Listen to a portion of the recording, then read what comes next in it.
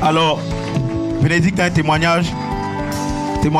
Bénédicte, vas-y, partage-nous ton témoignage. Salut à tous, j'espère que vous allez très bien. J'ai un peu les tracts là, mais je vais essayer de surmonter cela. En fait, je vais vous partager mon témoignage, comment le Seigneur a été très bon envers moi. Il m'a accordé sa miséricorde. Je suis venue au Canada, c'était en 2023. Je suis venue au Canada, c'était le 3 juin. Arrivé à l'aéroport, les choses ont un peu compliqué. Les choses ont un peu compliqué avec mes dossiers et tout, et voilà. Et après que les choses aient compliqué ainsi, l'agent de l'immigration vient, il me dit, soit tu rentres dans ton pays, soit tu fais la demande d'asile. Je viens, je me dis, bon, c'est quoi la demande d'asile? En fait, je ne savais pas c'était quoi la demande d'asile. Et après, l'agent de l'immigration, je lui pose la question, c'est quoi la demande d'asile? Il me dit, non, la demande d'asile, ça veut dire que tu ne vas plus retourner dans ton pays. Après ça, je me suis dit, bon, c'est bizarre ça. Bon, faisons la demande d'asile alors.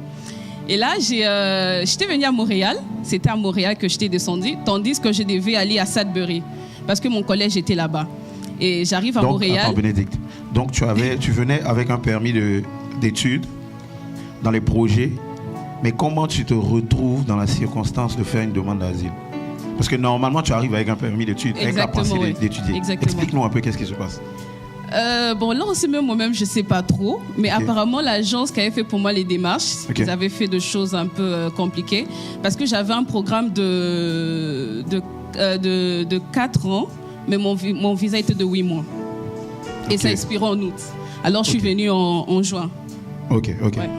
Donc, tu peux continuer. Voilà. Et quand j'arrive à Montréal, je ne savais pas où aller. Donc, je connaissais personne. Au Canada, j'étais seule et tout. Mais je connaissais au moins une personne. C'est une personne avec qui on a grandi ensemble. On s'appelle frère et sœur. Et lui, il vivait à Gatineau. Et moi, j'étais à Montréal et tout. Je connaissais personne.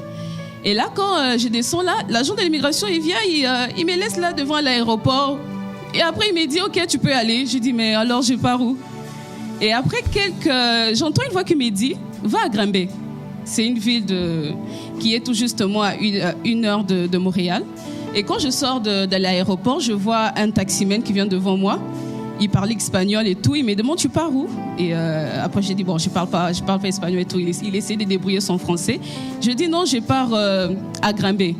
Et après ça, il me dit, je lui donne l'adresse et je pars à Granby. En fait, quand je partais à Granby, je me disais que je vais aller dans une église, et c'est l'église Plénitude que je connaissais. C'était la seule église que je connaissais, c'était l'église Plénitude. Et je tape sur Internet Google et tout, je regarde l'adresse de l'église Plénitude et je donne au taximène. Et le taximène m'amène à Granby et tout, j'arrive là à l'église Plénitude et je me rends compte que c'était le centre EMCI. Et je me dis, mais Seigneur, qu'est-ce que je fais là? Et c'était un samedi. Et quand j'arrive là, il y avait carrément personne. Il y avait personne. Et après quelques minutes, les taximens s'en vont et je me mets à prier. Je priais. Je bénis Dieu que j'étais déjà baptisée du Saint-Esprit, donc je priais en langue. J'ai prié. Et après quelques minutes, il y a le pasteur, il s'appelle le pasteur Jérémie, qui vient. Il n'était même pas censé venir parce que c'était l'anniversaire de sa femme. Il vient, il s'étonne, il me voit avec mes bagages et tout. Il me dit, mais qu'est-ce que tu fais là et tout? J'ai dit, en tout cas, c'est Dieu qui m'a envoyé ici. Et j'étais en train de pleurer et tout. Et il vient, il me console et tout ça. Et après, vu que j'avais même pas aussi les connexions Wi-Fi, je pouvais pas parler avec ma famille. Donc, j'étais là seule. Et le pasteur vient, il me donne la connexion Wi-Fi. Et j'essaye de contacter mon frère qui était à Gatineau. Et quand je lui contacte, je lui dis non, voilà, je suis plus à la Sudbury, je suis au centre MCI. Il s'était même étonné. Mais Béni, qu'est-ce que tu fais là? Et après, il me dit, bon, ok, ça tombe bien. J'ai une famille qui vit à 8 minutes du centre MCI. Je vais essayer de leur appeler et voir qu'est-ce qu'il peut faire pour toi. Et alors, il appelle la famille. Et je pars dans cette famille et je reste là pendant une semaine. Et vu que Granby est tout justement une petite ville, tu ne peux pas faire tes démarches là-bas. Et la famille m'amène à Gatineau. Et quand j'arrive à Gatineau, là, c'était pour me déposer chez mon frère. Et mon frère aussi avait problème de logement. Et alors, il vivait chez David Ibalé. Et là, quand j'arrive là, la famille me dépose chez mon frère, chez David Ibalé. C'est là que j'ai vécu avec David Ibalé et Inema pendant 3 mois.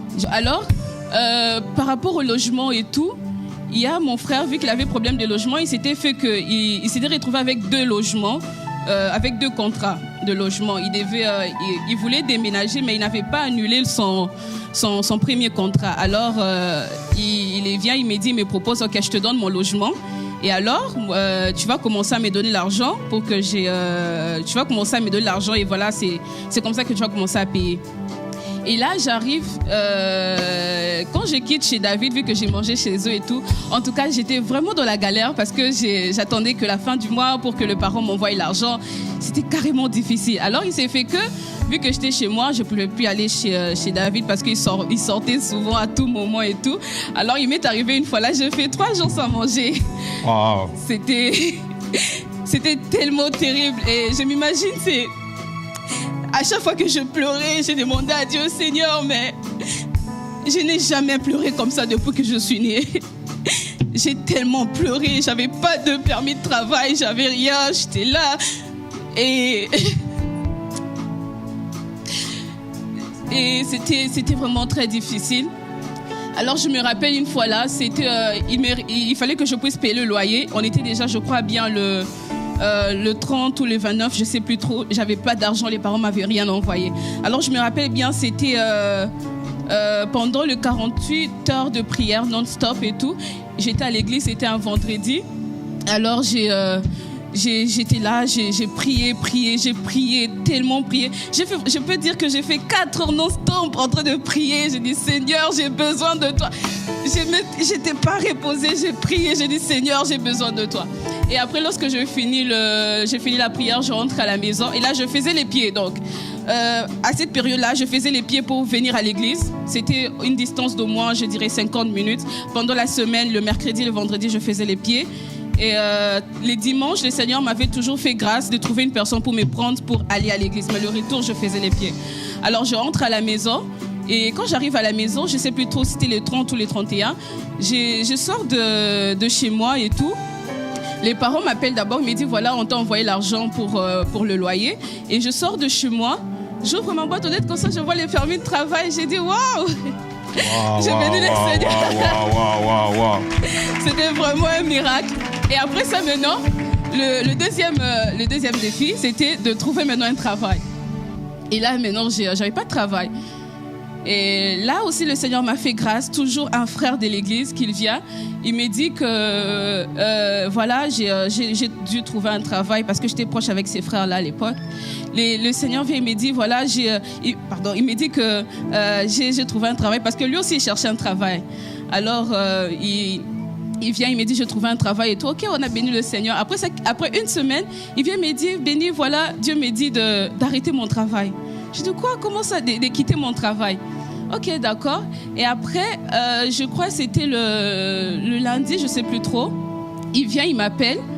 Après qu'il ait dit la nouvelle de quitter son travail, il m'appelle quelques jours après, il me dit, voilà, Béni, tu viens, tu vas me remplacer au travail et tout. J'ai déjà dit à la superviseure, tu vas me remplacer. J'ai demandé, ils ont accepté. Et c'est comme ça que j'ai eu mon travail sans CV, sans... Wow.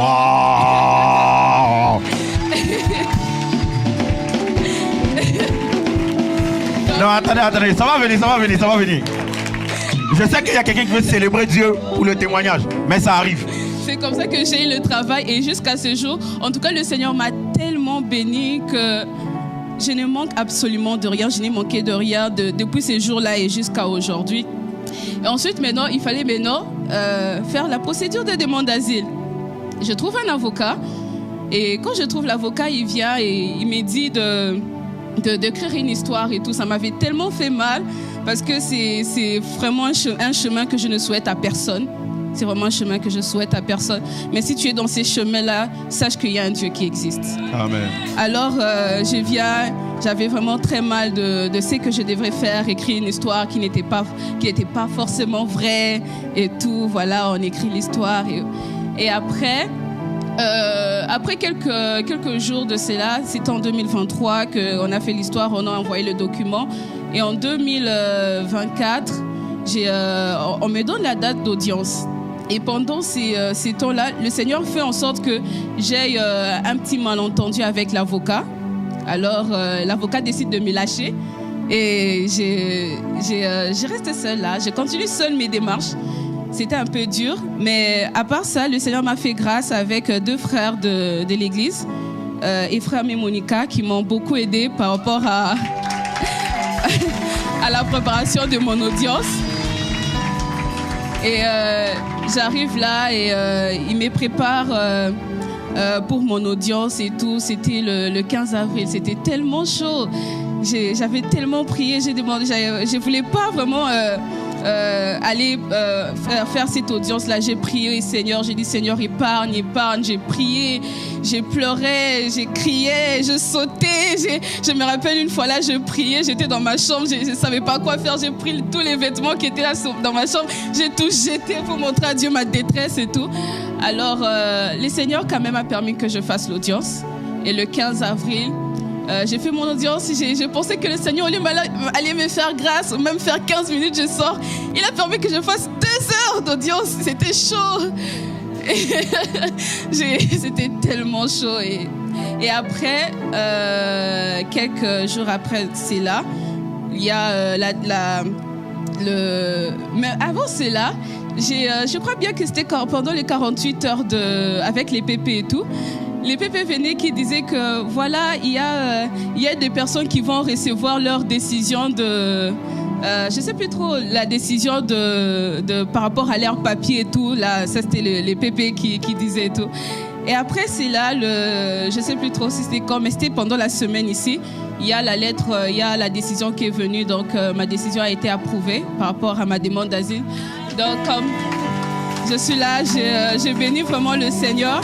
Parce que j'ai essayé vraiment de raccourcir l'histoire, mais c'est vraiment une très longue histoire avec tellement d'épreuves, tellement de beaucoup de choses en tout cas. Mais vraiment, j'ai vu la miséricorde de Dieu, j'ai vu la bonté de Dieu et Amen. En tout cas, Dieu existe.